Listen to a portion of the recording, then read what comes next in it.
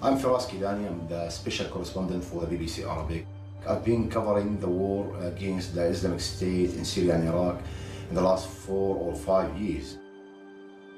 What's happening now symbolically is very important because it will write the last chapter of the Caliphate state, which was declared by Abu Bakr al-Baghdadi in 2014. By the end of this battle in near Deir ez-Zor, they will lose the last territory they control, but it's not the end of the Islamic State organization. The organization is still very strong in both countries, in Syria and Iraq. They still have thousands of fighters in different areas. Maybe you cannot see them controlling areas or towns or cities like before, but they're still there and they can hit at any moment. In my last visit to Raqqa, it was clear that the city is still full of stealing cells from the Islamic State. Until now, despite we are talking about more than 15 months since they pushed out of the city is not cleared yet from them.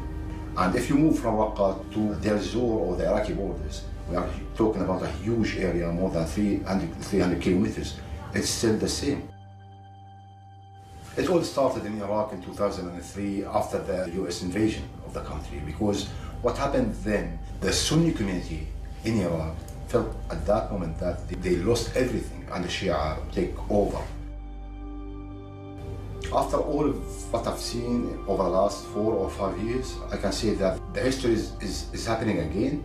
When I visit any area liberated from ISIS, when you talk to the people there, the only thing they say that it's not the Iraqis or the Syrian people who won the war against ISIS. It's the Shia militias in Iraq and the Assad regime in Syria. And that's why it will be so easy for any extremist group in the future, whether it's ISIS or another one, or Al-Qaeda or any other group, to invest again in these communities and return within a few years.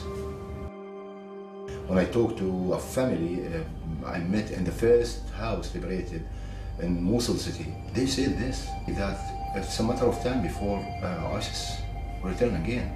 يعني حتى الدواعش وقت ما طلعوا قالوا لا تفرحون بطلعتنا لأن راح يجينا يوم نرجع لكم.